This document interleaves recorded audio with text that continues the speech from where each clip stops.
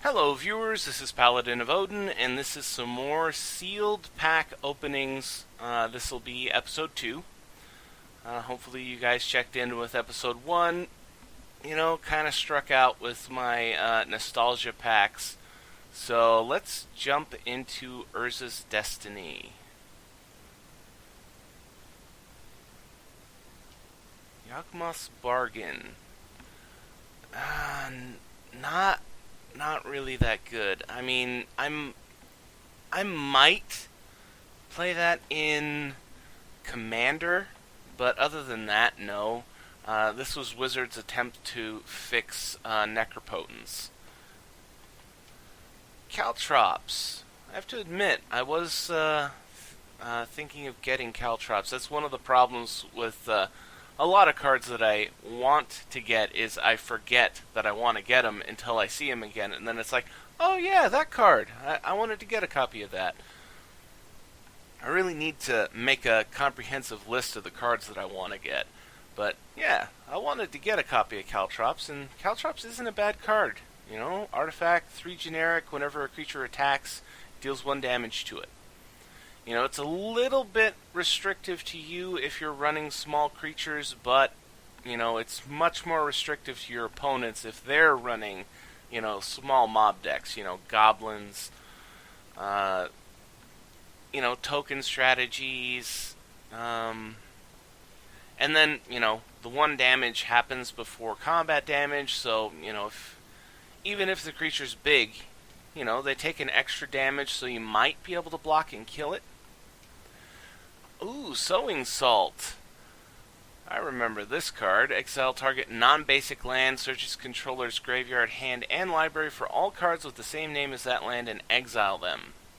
You know, there's a cycle of cards like this, and this is just the one that hits a non-basic land.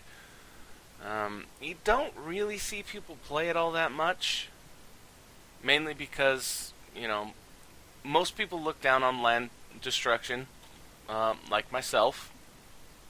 But, you know, I can totally understand a card like this in, you know, the limitation of non-basic land. You know, if you get rid of 4 of their dual lands, you know, it's not going to be catastrophic, but it might just give you the momentum to be able to win. Voice of Reason, 2/2 flying, pro blue, angel for 4 mana. It's not bad. Pro blue isn't the best. Bubbling Beebles!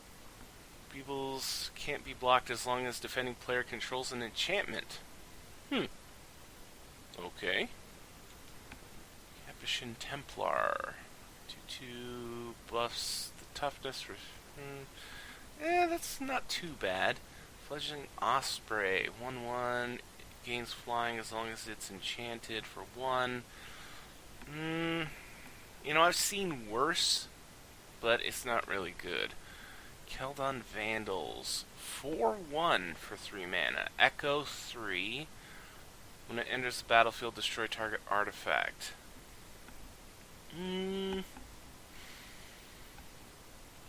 Not really great, but, you know, it's not a bad card. Phyrexian Monitor. 2/2, pay a black to regenerate. Not bad. Plated Spider, 4/4 reach for 5. Not bad. Reckless Abandon, 1 red, sack a creature, 4 damage to target creature or player. You know, in the right deck, that's actually pretty good.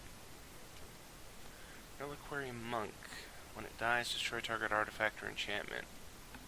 Not bad.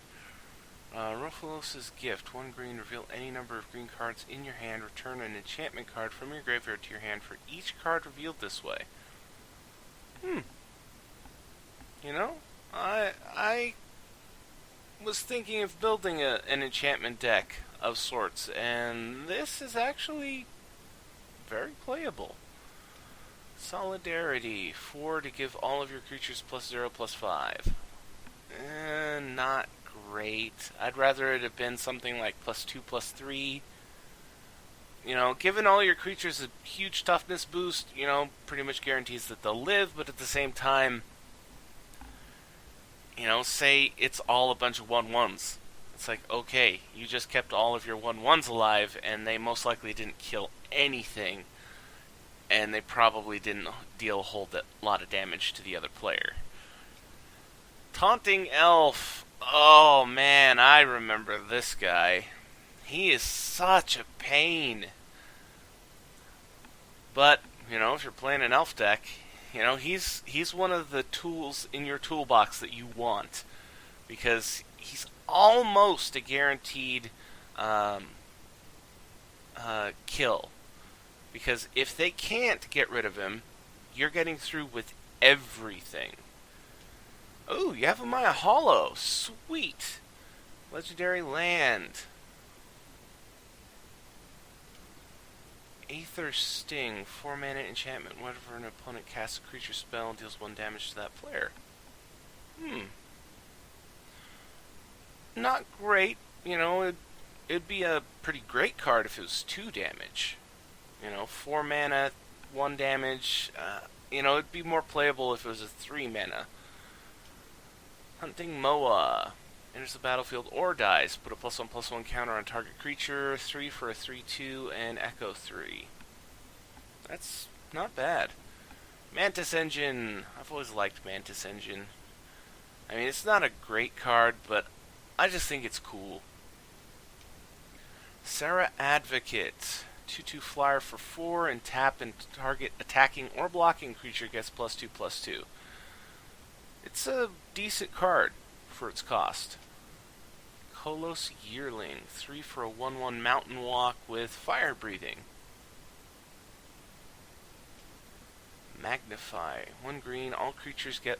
All creatures? That's not necessarily a good thing, unless your opponent has no creatures. Mark of Fury. 1 red. Enchanted creature gets haste. At the beginning of your end step, return Mark of Fury to its owner's hand. So it's basically a repeatable, one of those sorceries or instants that gives your creatures haste. So, it's not bad, but, Mediterranean Soldier. 2 for a 1/1 that can't be blocked. I've always liked this guy just because this was the first creature that I can remember seeing that said, can't be blocked. Just made me instantly think of, oh, wow, I can always get through with this guy. Imagine if I threw all these enchantments on him and made him ginormous, and it never really works out that way because at the time, hexproof didn't exist, and Shroud was, kind of a double-edged sword because it meant that they can't touch him, but neither can you. Another Phyrexian Monitor. Rescue. 1 blue. Return target permanent you control to its owner's hand. That's actually not bad. Target permanent you control. So you can save anything on your field from potential destruction. Skittering Horror. When you cast a creature spell, sacrifice it. 3 for 4/3.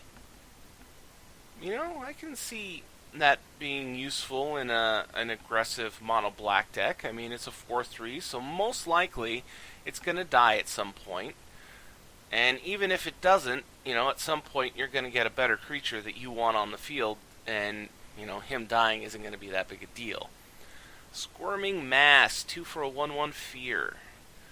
Kind of like Mediterranean Soldier, same deal.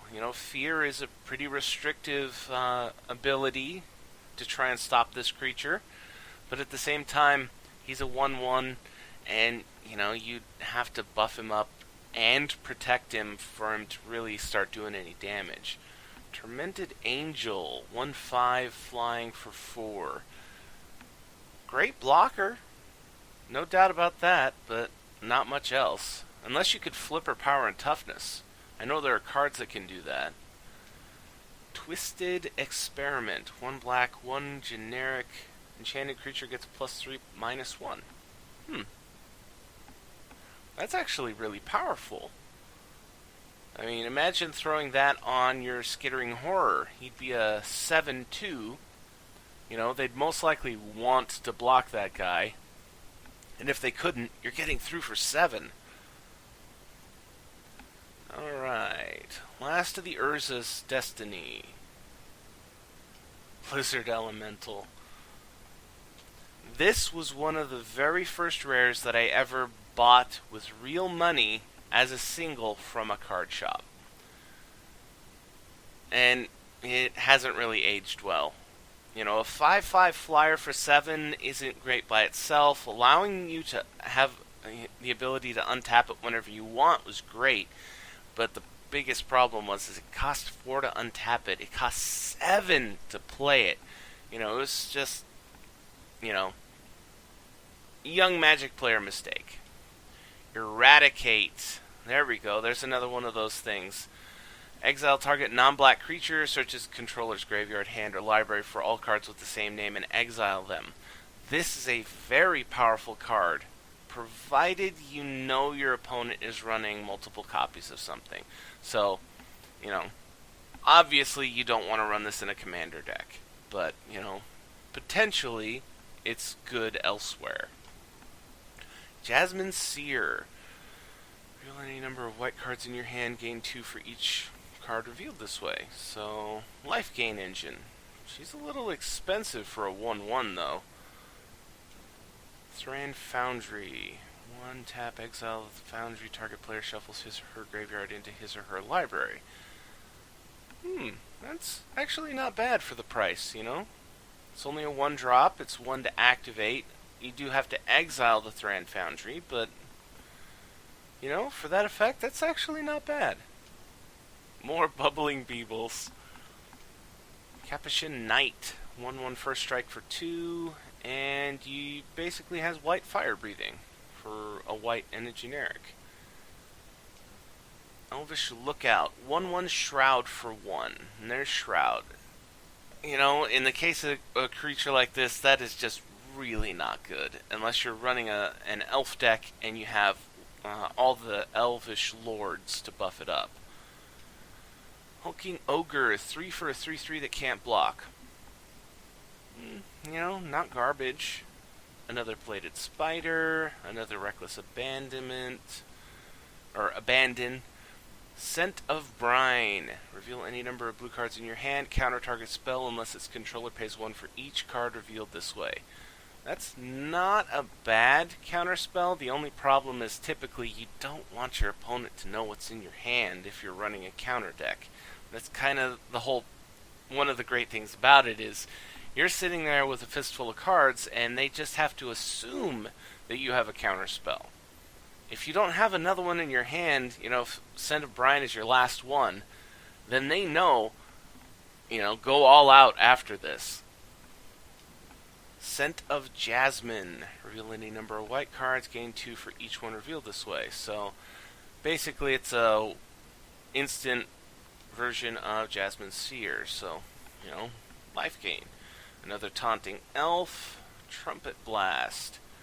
We've seen effects like this in so many sets. This is just one of the earlier ones. 3 for an instant, attacking creatures get +2/+0. So it's a little more restrictive than most. This one is attacking creatures specifically. And another Twisted Experiment.